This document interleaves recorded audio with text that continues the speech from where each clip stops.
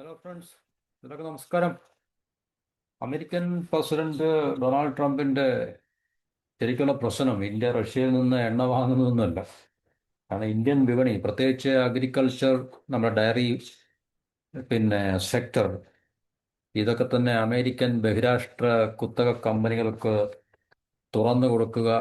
ഒരു റെസ്ട്രിക്ഷനുമില്ലാതെ, നിയന്ത്രണവുമില്ലാതെ ഇന്ത്യൻ വിപണി, ബൃഹത്തായ ഇന്ത്യൻ വിപണി അമേരിക്കൻ മൾട്ടിനാഷണൽ കമ്പനികൾക്ക് പൂർണ്ണമായും നമ്മൾ തുറന്നു കൊടുക്കുക എന്നുള്ള ഒറ്റ പിടിവാശിയാണ് ട്രംപിനുള്ളത്. പക്ഷെ അത് ഇന്ത്യയുടെ ഭാഗത്തുനിന്നും അങ്ങനെ ഒരു നയം ഉണ്ടാകില്ല എന്ന് വളരെ കൃത്യമായും വളരെ കർക്കശമായിട്ടും ഇന്ത്യൻ പ്രധാനമന്ത്രി അത് വ്യക്തമാക്കിയതോടുകൂടി ട്രംപിന്റെ പിരിവെട്ടുകയും അതിനകത്തിൽ കൂടുതൽ ക്ഷുഭിതനായിട്ടാണ് ഇന്ത്യക്കെതിരെ ശക്തമായിട്ടുള്ള തീരുവ യുദ്ധം അല്ലെങ്കിൽ വ്യാപാര യുദ്ധം ട്രംപ് ഇപ്പോൾ പ്രഖ്യാപിച്ചിരിക്കുന്നത്. കാരണം അമേരിക്കയുടെ ഏറ്റവും പ്രധാനപ്പെട്ടൊരു എതിരാളി ചൈനയാണ്. പക്ഷെ ചൈനയ്ക്കെതിരെ കടുത്ത നിയന്ത്രണങ്ങളോ അല്ലെങ്കിൽ നയപരിപാടികളോ ഒന്നും സമീപിക്കാതെ ചൈനയ്ക്ക് 90 ദിവസത്തെ ഇളവ് കൊടുക്കുമ്പോൾ ഇന്ത്യ ഏറ്റവും അടുത്ത സുഹൃത്തും ക്വാഡിലെ ഏറ്റവും പ്രധാനപ്പെട്ട ഒരു മെമ്പറും ചൈനയെ പ്രതിരോധിക്കാൻ വേണ്ടി അമേരിക്കയ്ക്കൊപ്പം നിൽക്കേണ്ട രാജ്യമായിട്ടുള്ള ഇന്ത്യക്കെതിരെ ഇതുപോലെ കർക്കശമായിട്ടുള്ള അല്ലെങ്കിൽ കർശനമായിട്ടുള്ള ഒരു നിലപാടെടുക്കുക എന്ന് പറഞ്ഞു കഴിഞ്ഞാൽ അതിനകത്ത് നമുക്ക് ചില വൈരുദ്ധ്യങ്ങളൊക്കെ നമുക്ക് തോന്നുന്നുണ്ട്. പക്ഷേ ഇന്ത്യ അതൊന്നും വകവെക്കുന്നില്ല. ഇന്ത്യ ഈ പറഞ്ഞ പ്രശ്നങ്ങളൊന്നും തന്നെ മൈൻഡ് ചെയ്യാതെ റഷ്യയിൽ നിന്ന് വാങ്ങുന്ന എണ്ണയുടെ അളവ് നമ്മൾ വർദ്ധിപ്പിക്കുന്നതല്ല, നമ്മൾ ഒരു ശകലം പോലും നമ്മൾ കുറച്ചിട്ടില്ല. എന്ന് പറഞ്ഞാൽ അമേരിക്കയുടെയും ട്രംപിന്റെ ഭീഷണിയുടെ മുമ്പിൽ നമ്മൾ മുട്ടുകുത്താതെ അല്ലെങ്കിൽ വഴങ്ങാതെ നമ്മൾ റഷ്യയിൽ നിന്ന് വാങ്ങിക്കുന്ന എണ്ണയ്ക്കകത്ത് യാതൊരു കുറവും വരുത്തിയിട്ടില്ല എന്നുള്ളതാണ് നമുക്ക് മനസ്സിലാക്കാൻ സാധിക്കുന്നത്.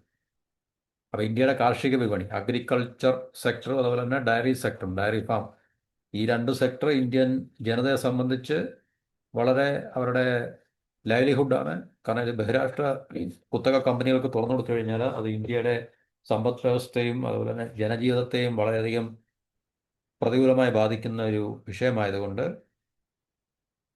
അത് തീർച്ചയായിട്ടും ഭരണത്തിലിരിക്കുന്ന ഒരു ഗവൺമെന്റിന് വളരെ പെട്ടെന്ന് ഈ പറഞ്ഞ രാജ്യങ്ങളുടെ സമ്മർദ്ദത്തിനോ അല്ലെങ്കിൽ ഭീഷണിക്കോ മുമ്പിൽ വഴങ്ങി ഈ പ്രധാനപ്പെട്ട രണ്ട് മേഖലകൾ തുറന്നു കൊടുക്കുക എന്നുള്ളത് അത്ര ശുഭകരമായ ഒരു കാര്യമായിരിക്കത്തില്ല. അപ്പം അത് രാജ്യത്തെ കർഷകരുടെ നട്ടെല്ലിൽ ഒടിച്ചേക്കാവുന്ന തീരുമാനം പ്രധാനമന്ത്രി നരേന്ദ്രമോദി എടുക്കില്ല എന്നൊരു സന്ദേശം ഇപ്പോൾ നിലനിൽക്കുന്നുണ്ട്. അപ്പം അതിൽ പ്രകോപിതനായിട്ടാണ് ശരിക്കും പറഞ്ഞു കഴിഞ്ഞാൽ ട്രംപ് ഈ കാണിക്കുന്ന വിരലിത്തരങ്ങൾ എന്നൊക്കെ. അപ്പോൾ ആദ്യം 25% തീരുവ ചുമത്തി, പിന്നെ അതിനുശേഷം 25% കൂടെ ചുമത്തി, ഇപ്പോൾ മൊത്തം 50% തിരിവാണ് ഇന്ത്യക്ക് മുകളിലുള്ളത്. അത് റഷ്യൻ എണ്ണ വാങ്ങുന്നു എന്നുള്ള ഒരു പേരിലായിരുന്നു. എന്നിട്ടും ഇന്ത്യക്ക് മേലെ ഈ ഇരട്ട തിരിവ് ചുമത്തിയെങ്കിലും പ്രസിഡന്റ് ട്രംപിന്റെ പദ്ധതി അല്ലെങ്കിൽ ഭീഷണി ഒന്നും തന്നെ, സമ്മർദ്ദമൊന്നും തന്നെ ഫലം കാണുന്നില്ല എന്നാണ് ലേറ്റസ്റ്റ് ആയിട്ടുള്ള റിപ്പോർട്ടിൽ നമുക്ക് മനസ്സിലാക്കാൻ സാധിക്കും. ജൂലൈയേക്കാൾ ഓഗസ്റ്റിൽ നമ്മൾ റഷ്യയിൽ നിന്ന് വാങ്ങിക്കുന്ന എണ്ണയുടെ അളവ് വർദ്ധിക്കുക ആണ് ചെയ്തിട്ടുള്ളത്. കഴിഞ്ഞ മാസം, അതായത് ഏകദേശം പിന്നെ ജൂലൈയിൽ പ്രതിദിനം 16 ലക്ഷം ബാരൽ നമ്മൾ റഷ്യയിൽ നിന്ന് ഇറക്കുമതി ചെയ്തിട്ടുണ്ടായിരുന്നു. ഈ മാസം അത് 20 ലക്ഷം ബാരലായി വരുന്നു. ഈ മാസം തന്നെ സെപ്റ്റംബർ ഇത്രയേ ഉള്ളൂ. പക്ഷേ ഇത്രയായിട്ട് തന്നെ നമ്മൾ അത് 20 ലക്ഷം ബാരലായിട്ട്, പ്രതിദിനം 16 എന്നുള്ളത് 20 ലക്ഷം ബാരലായിട്ട് വരുന്നു. അപ്പോൾ അതിനകത്ത് തീർച്ചയായിട്ടും കുറവുകളൊന്നും സംഭവിക്കുന്നില്ല. ചില പബ്ലിക് സെക്ടറിലുള്ള ചില ഓയിൽ കമ്പനീസ് അതിനകത്തുള്ള ചില തൽക്കാലത്തേക്കൊരു ഓയിൽ വാങ്ങുന്നത് ഫ്രീസ് ചെയ്തിട്ടുണ്ട്, അല്ലെങ്കിൽ അങ്ങനെയുള്ളൊരു റിപ്പോർട്ട് നമ്മൾ കേട്ടിരുന്നു. Indian oil corporation, Hindustan petroleum എന്നൊക്കെ പറഞ്ഞ ചില പബ്ലിക് സെക്ടറിലുള്ള പൊതുമേഖല ഓയിൽ കമ്പനികൾ. പക്ഷേ പബ്ലിക് സെക്ടറിൽ പ്രത്യേകിച്ച് പ്രൈവറ്റ് സെക്ടറിലുള്ള ഈ റിലയൻസ് അതുപോലുള്ള കമ്പനികളൊന്നും തന്നെ വൻതോതിലുള്ള എണ്ണയാണ് റഷ്യയിൽ നിന്ന് ഇറക്കുമതി ചെയ്യുന്നത്. അപ്പോൾ ട്രംപിന്റെ ഈ പറഞ്ഞ ഭീഷണിക്കോ സമ്മർദ്ദത്തിനോ പിടിവാശിക്കോ ഒന്നും നമ്മൾ വഴങ്ങേണ്ടതില്ല എന്നുള്ള ഇന്ത്യയുടെ നയത്തിന്റെ ഭാഗമായിട്ടാണ് എണ്ണ കൂടുതൽ വാങ്ങുന്നത് വർദ്ധിപ്പിച്ചിട്ടുള്ളത് എന്നാണ് നമുക്ക് അറിയാൻ സാധിക്കുന്നത്. അപ്പോൾ റഷ്യയിൽ നിന്നാണ് ഇന്ത്യ ഇപ്പോൾ ഏറ്റവും കൂടുതൽ ഇറക്കുമതി ചെയ്യുന്നത്. മിഡിൽ ഈസ്റ്റ് രാജ്യങ്ങളായുള്ള ഇറാഖ്, സൗദി ഇതുപോലുള്ള രാജ്യങ്ങളെ നമ്മൾ എണ്ണയ്ക്ക് വേണ്ടി ആശ്രയിക്കുന്നതിൻ്റെ അളവ് ഇപ്പോൾ കുറഞ്ഞിട്ടുണ്ട്. അപ്പോൾ റഷ്യയ്ക്ക് മേൽ കൂടുതൽ ഉപരോധത്തിന് ട്രംപ് ശ്രമിച്ചതോടുകൂടി ഇന്ത്യക്ക് തന്നിരുന്ന അതിലും മാറ്റങ്ങൾ ഉണ്ടായിട്ടുണ്ട്. കൂടുതൽ ആ ഡിസ്കൗണ്ട് വർദ്ധിപ്പിക്കുകയും അതുപോലെ തന്നെ ഇന്ത്യക്ക് കൂടുതൽ എണ്ണ വാങ്ങിക്കാൻ സൗകര്യമായിട്ടുള്ളൊരു അവസ്ഥ ഉണ്ടാക്കുന്ന ഒരു കാഴ്ച വ്ളാഡിമിർ പുടിൻ്റെ ഭാഗത്തു നിന്ന് നമുക്ക് അങ്ങനെ ഒരു തീരുമാനം ഉണ്ടായിട്ടുണ്ട്. അപ്പോൾ അത് ഇന്ത്യക്കും കൂടുതൽ ബോണസാണ്, കാരണം കൂടുതൽ ഡിസ്കൗണ്ട് റേറ്റിൽ നമുക്ക് എണ്ണ വാങ്ങിക്കാൻ സാധിക്കും. ഇപ്പോൾ ഇന്ത്യയെ സംബന്ധിച്ച് നമുക്ക് എണ്ണ വളരെ അത്യാവശ്യമാണ്. നമ്മുടെ രാജ്യത്തിൻ്റെ ദൈനംദിന ആവശ്യങ്ങൾക്കും നമ്മുടെ രാജ്യത്തിൻ്റെ പ്രതിരോധത്തിനും സുരക്ഷയ്ക്കും അതുപോലെ തന്നെ നമ്മുടെ രാജ്യത്തിൻ്റെ വ്യാവസായവൽക്കരണത്തിനും ഒക്കെ തന്നെ നമുക്ക് എനർജി വളരെ അത്യാവശ്യമാണ്. അത് എവിടെ നിന്ന് നമുക്ക് ഏറ്റവും വില കുറച്ച രീതിയിലും സുലഭമായും നമുക്ക് ലഭിക്കുന്നു അവിടെ നിന്ന് നമ്മൾ വാങ്ങിക്കുക എന്നുള്ളതാണ് ഇന്ത്യയുടെ നയം. അത് തന്നെ ആയിരിക്കണം ഇന്ത്യയുടെ നയം. അതായിരിക്കണം ഇന്ത്യയുടെ നയം. കാരണം രാജ്യത്തിൻ്റെ വ്യാവസായവൽക്കരണത്തിന് എനർജി വളരെ അത്യാവശ്യമാണ്. ജനങ്ങളുടെ ദൈനംദിന ആവശ്യങ്ങൾക്ക് എനർജി വളരെ അത്യാവശ്യമാണ്, ഇല്ലേ? പിന്നെ നമ്മുടെ പ്രതിരോധ സുരക്ഷാ സംവിധാനങ്ങളുമായിട്ട് ബന്ധപ്പെട്ട കാര്യങ്ങൾക്ക് ഈ പറഞ്ഞ എനർജി വളരെ അത്യാവശ്യമാണ്. അപ്പോൾ അത് ഏറ്റവും കൂടുതൽ അളവിൽ ഏറ്റവും കുറഞ്ഞ ചിലവിൽ നമുക്ക് ലോക വിപണിയിൽ നിന്ന് എവിടുന്ന് നമുക്ക് ലഭ്യമാകുമോ അവിടെ നിന്ന് നമുക്ക് വാങ്ങിക്കുക എന്നുള്ളതാണ്. ഇപ്പോൾ റഷ്യയിൽ നിന്നാണ് നമുക്ക് ഏറ്റവും കൂടുതൽ അനുകൂലമായിട്ടുള്ളൊരു സാഹചര്യം നിലനിൽക്കുന്നത്. നമ്മൾ റഷ്യയിൽ നിന്ന് വാങ്ങിക്കുന്നു. നാളെ നമുക്ക് അങ്ങനെ ഒരു സാഹചര്യം നിലവിലില്ലെങ്കിൽ നമ്മൾ റഷ്യയിൽ നിന്ന് വാങ്ങിക്കത്തില്ല. അതിപ്പോൾ ട്രംപ് ഭീഷണിപ്പെടുത്തിയാലും അമേരിക്ക ഭീഷണിപ്പെടുത്തിയാലും ഇല്ലെങ്കിലും ഒക്കെ തന്നെ ഇത് തന്നെ സംഭവിക്കത്തുള്ളൂ. ഇറാഖിൽ നിന്നുള്ള എണ്ണയുടെ വരവ് ഏകദേശം 7.3 ലക്ഷം പ്രതിദിനം ഡെയിലി 7.3 ലക്ഷം ബാരലായിട്ട് കുറഞ്ഞിട്ടുണ്ട്. അതുപോലെ തന്നെ സൗദിയിൽ നിന്ന് നമ്മൾ വാങ്ങിക്കുന്ന കുറഞ്ഞിട്ടുണ്ട്. പരമാവധി സാഹചര്യങ്ങൾ അനുകൂലമായിരിക്കുന്ന സാഹചര്യം നിലനിൽക്കുന്നിടത്തോളം നമ്മൾ റഷ്യയിൽ നിന്ന് കൂടുതൽ വാങ്ങിക്കൂട്ടുക എന്നുള്ളതാണ് ഇപ്പോൾ ഇന്ത്യയുടെ നയം എന്ന് പറഞ്ഞാൽ. ഇന്ത്യയിലെ എണ്ണ കമ്പനികൾ പ്രൈവറ്റ് സെക്ടറിലും പബ്ലിക് സെക്ടറിലും ഒക്കെയുള്ള എണ്ണ കമ്പനികൾ അത് തന്നെയാണ് ചെയ്തുകൊണ്ടിരിക്കുന്നത്. അപ്പം കൂടുതൽ ഡിസ്കൗണ്ട് ഇപ്പോൾ ഇന്ത്യക്ക് ലഭിക്കുന്നുണ്ട്. അത് കൂടുതൽ എണ്ണ വാങ്ങിക്കാൻ നമുക്ക് ഗുണകരമാവുകയും ചെയ്യുന്നുണ്ട്. ഏറ്റവും കൂടുതൽ ഇന്ത്യയും ചൈനയുമാണ് റഷ്യയിൽ നിന്ന് എണ്ണ ഇറക്കുമതി ചെയ്യുന്ന രാജ്യങ്ങളും. അപ്പോൾ അതിൻ്റെ ഒരു ഇറിറ്റേഷൻ ട്രംപിൻ്റെ ഭാഗത്തുണ്ട്, അല്ലെങ്കിൽ അമേരിക്കയ്ക്ക് ഉണ്ട്, ഇല്ലെന്ന് പറയാൻ പറ്റുന്നില്ല. പക്ഷേ അതിലും ഉപരിയായിട്ട് ട്രംപിൻ്റെയും അമേരിക്കയുടെയും പിന്നെ ഏറ്റവും പ്രധാനപ്പെട്ട ലക്ഷ്യം കണ്ണെന്ന് പറഞ്ഞാൽ ഇന്ത്യൻ വിപണിയിലാണ്. എന്നുവെച്ചാൽ അമേരിക്കൻ ബഹിരാഷ്ട്ര കമ്പനികൾക്ക് ഏറ്റവും ഈസി ആയിട്ട് ഇന്ത്യൻ മാർക്കറ്റ് വിപണി തുറന്നു കൊടുക്കുക, പ്രത്യേകിച്ച് അഗ്രികൾച്ചർ, ഡയറി ഇതുപോലുള്ള സെക്ടേഴ്സിന് നമ്മുടെ വിപണി തുറന്നു കൊടുക്കുക എന്നുള്ളതാണ് അവരുടെ ഏറ്റവും പരമപ്രധാനമായിട്ടുള്ള ഡിമാൻഡ് എന്ന് പറഞ്ഞു കഴിഞ്ഞാൽ. അപ്പോൾ അത് ഇന്ത്യ അത്ര പെട്ടെന്ന് അതിന് സമ്മതിക്കുന്ന ഒരു അവസരം, അല്ലെങ്കിൽ പെട്ടെന്ന് സമ്മതിക്കുന്ന ഒരു കാഴ്ച, അല്ലെങ്കിൽ അങ്ങനെ ഒരു നയം ഇന്ത്യയുടെ ഭാഗത്തുനിന്നില്ല എന്ന് ട്രംപിനും അമേരിക്കയ്ക്കും മനസ്സിലായതോടുകൂടിയാണ് അവർക്ക് ഹാലിളകാൻ തുടങ്ങിയതും ഇന്ത്യക്കെതിരെ കൂടുതൽ കർശനമായിട്ടുള്ള നിലപാടുകളുമായിട്ട് ഇപ്പോൾ ട്രംപ് മുന്നോട്ട് വന്നിരിക്കുന്നു. ഇപ്പോൾ ലേറ്റസ്റ്റ് ആയിട്ട് ഇന്നലെ ട്രംപും പുടിനും തമ്മിലുള്ള ചർച്ച അലാസ്കയിൽ നടന്നിട്ടുണ്ട്. പക്ഷേ അതിൻ്റെ കൃത്യമായിട്ടുള്ള പ്രോഗ്രസ്സിനെ കുറിച്ച് നമുക്കിതുവരെ അറിവായിട്ടില്ല. പക്ഷേ പറയുന്നത് അത് ഒരു സീസ് ഫയർ, യുക്രൈൻ റഷ്യ വാർ ഒരു സീസ് ഫയർ അല്ലെങ്കിൽ വെടിനിർത്തൽ അല്ലെങ്കിൽ യുദ്ധം അവസാനിപ്പിക്കാം എന്നുള്ളൊരു തീരുമാനത്തിലേക്ക് എത്തിയിട്ടില്ല.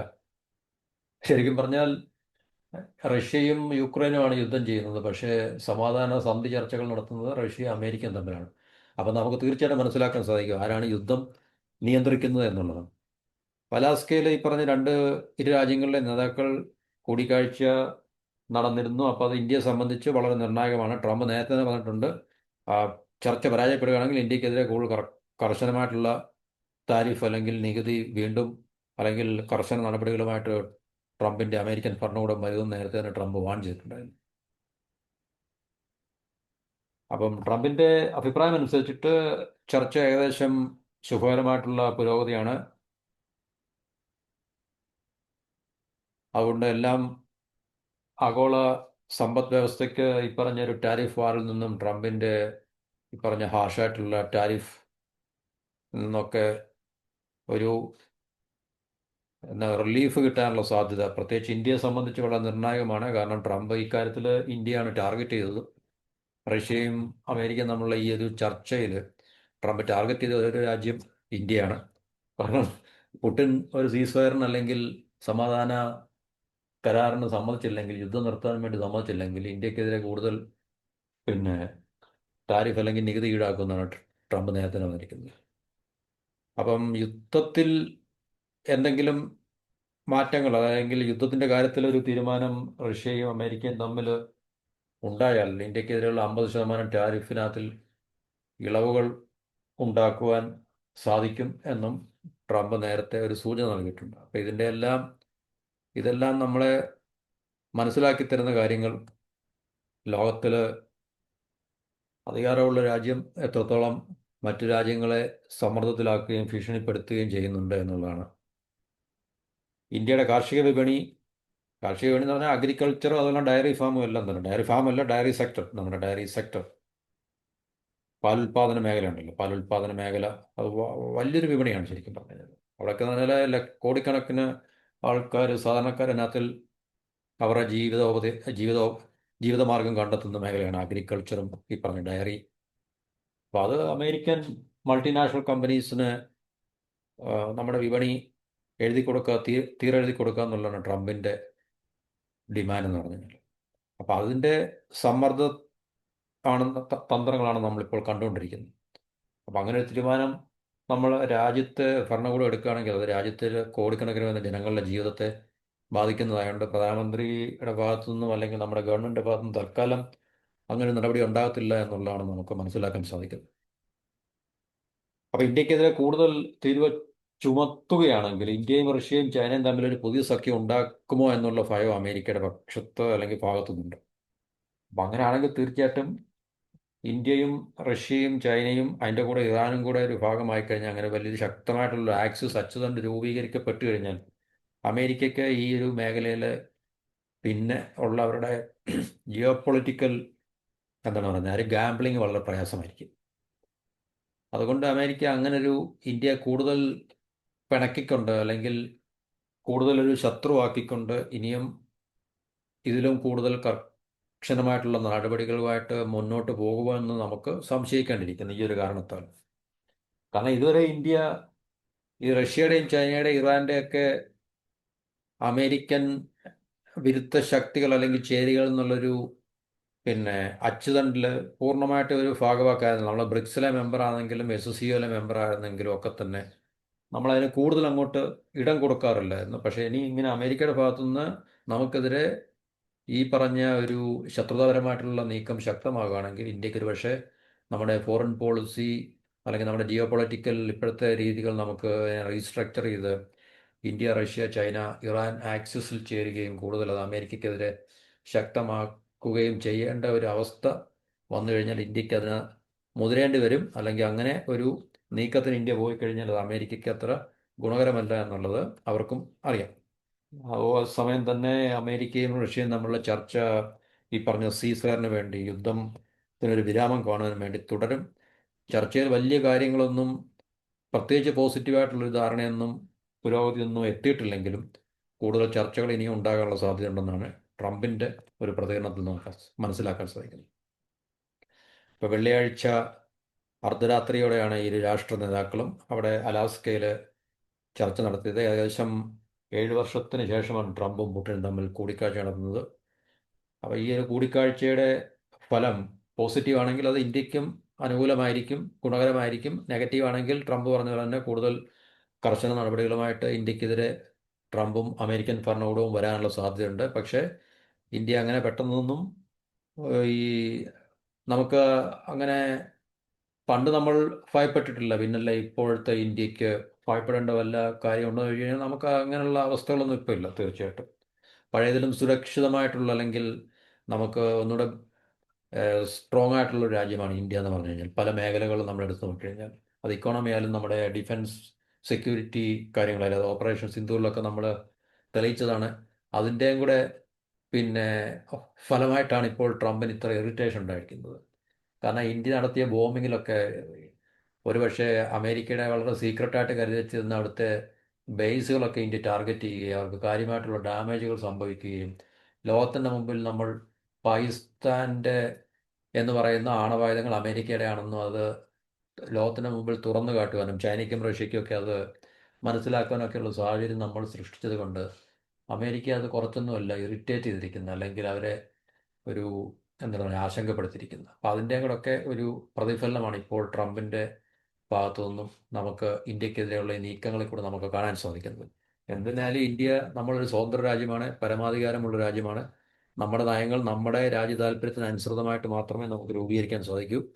ബാക്കിയുള്ള രാജ്യത്തിൻ്റെ താല്പര്യങ്ങളും സുരക്ഷകളും ഒന്നും കോംപ്രമൈസ് ചെയ്തുകൊണ്ട് നമുക്ക് ഒരു രാജ്യമായിട്ടുള്ള ചങ്ങാത്തവോ അല്ലെങ്കിൽ ഫ്രണ്ട്ഷിപ്പിൻ്റെയോ ഒന്നും ആവശ്യമില്ല.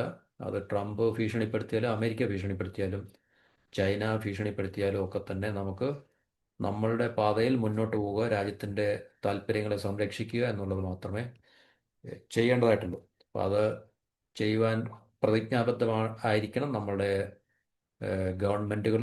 അവർ ആ ഒരു കാര്യങ്ങൾ കൃത്യമായി നിർവഹിക്കണം എന്ന് ആശംസിച്ചുകൊണ്ട് ആഗ്രഹിച്ചുകൊണ്ട് നമുക്ക് ടോപ്പിക്കിവിടെ അവസാനിപ്പിക്കാം. മറ്റു ടോപ്പിക്കുമായിട്ട് അടുത്ത വീഡിയോ കാണാം. എല്ലാവർക്കും നന്ദി, നമസ്കാരം.